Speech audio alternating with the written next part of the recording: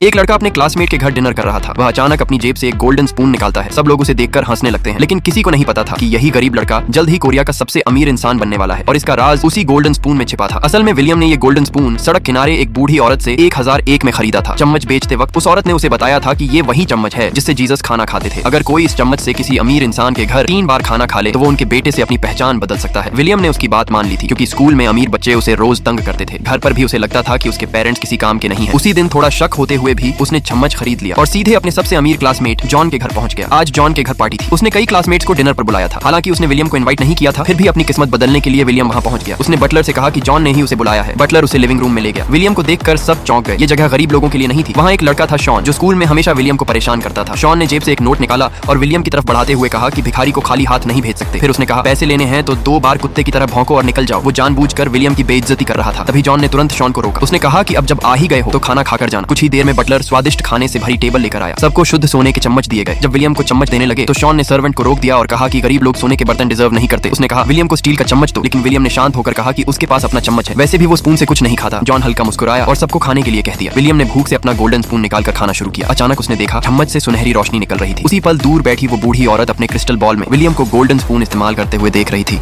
और धीमे से बोली, अब थोड़ी प्रैक्टिस हो जाए।